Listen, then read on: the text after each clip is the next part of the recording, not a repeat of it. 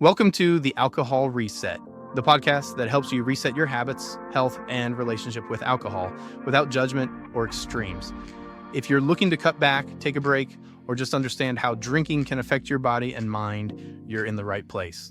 Each episode brings you science-backed insights on neuroscience, nutrition, and habit change to help you feel better, sleep deeper, and take control on your terms. I'm Mike Hardenbrook, best-selling author, neuroscience enthusiast, and habit change expert.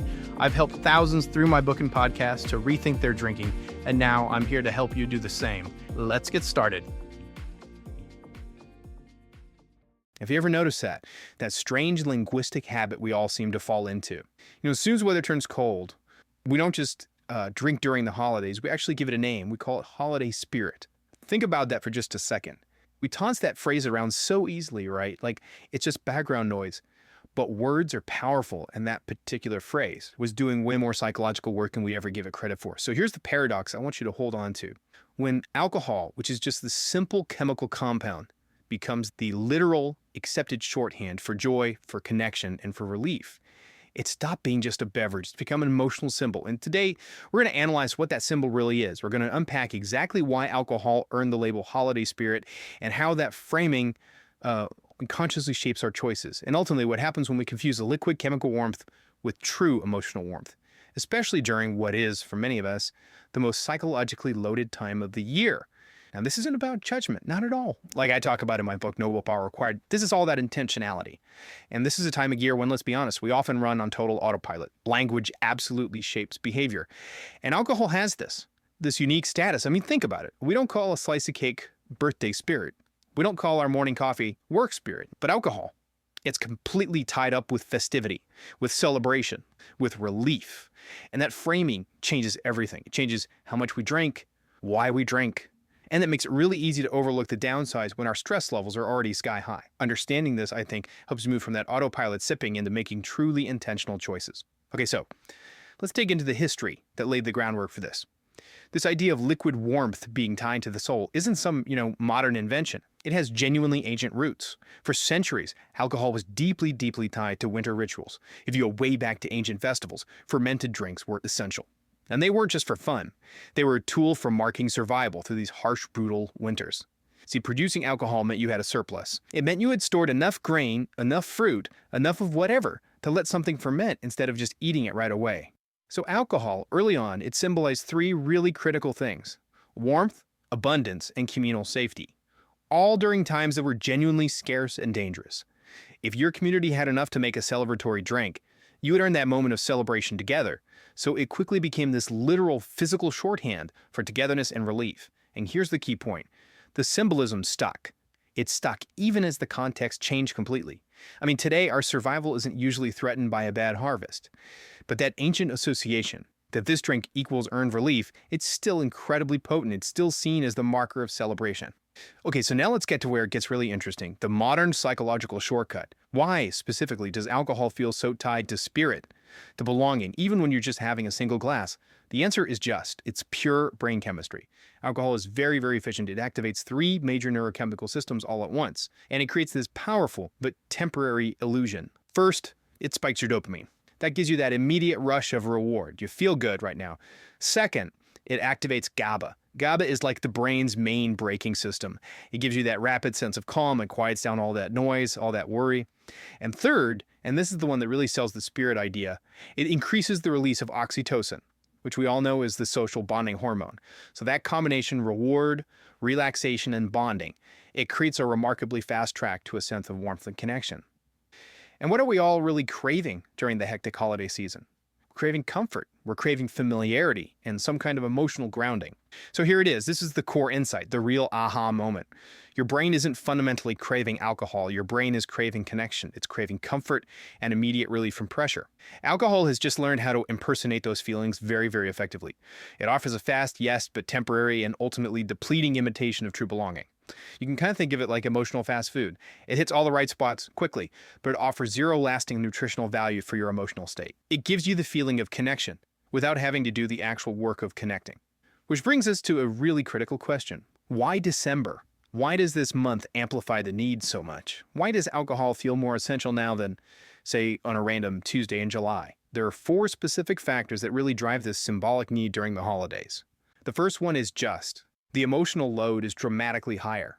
December isn't just a party month. It's a high-pressure cooker for feelings. It's when nostalgia hits, when complicated family dynamics are all forced into one room. It's when grief often resurfaces. If you've been pushing down difficult emotions all year, December is when they all start to bubble up.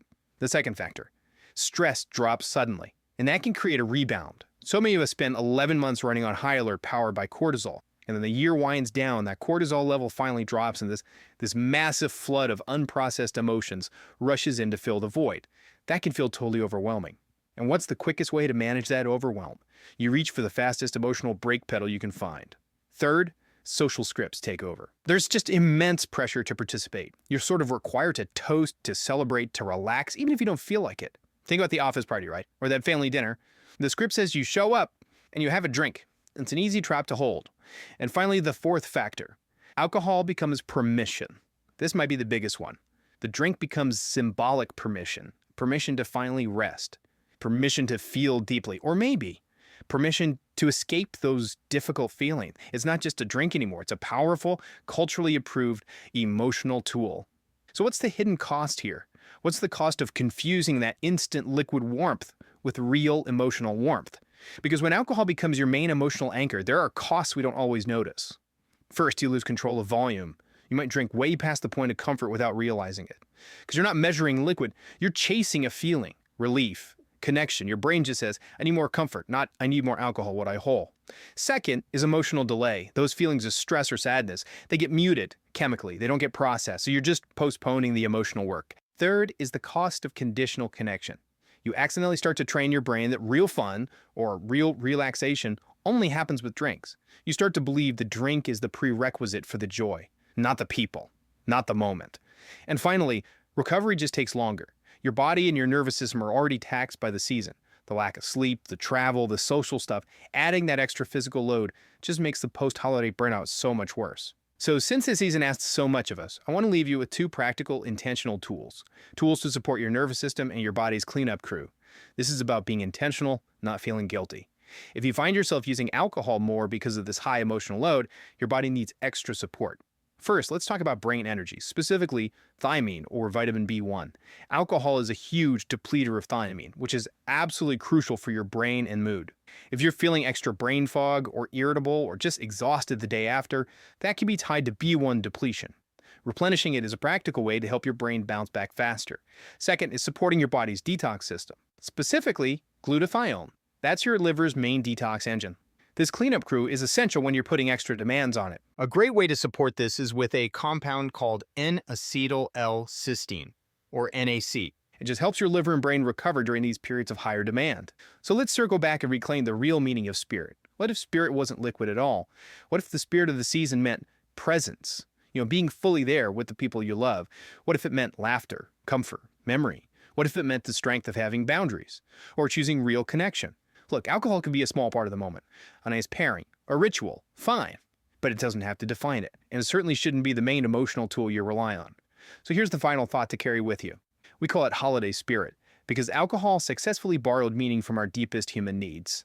The ancient need for warmth, the modern need for connection, the deep need for real reflection.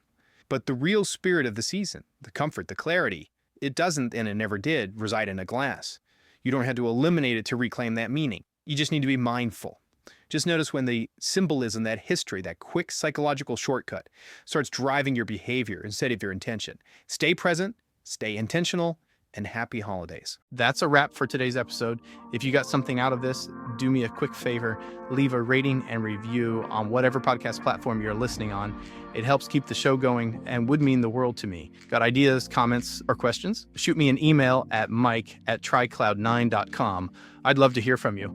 And if you're looking for extra support, check out Cloud9, makers of Daily Restore, a once-a-day supplement to support your body from alcohol's effects, and Rise and Unwind AM/PM, a 24-hour combo to curb cravings, balance mood, and improve sleep when taking a break. Go to trycloud9.com and use the code PODCAST to save 15% on your next order. Thanks for listening, and I'll catch you next time.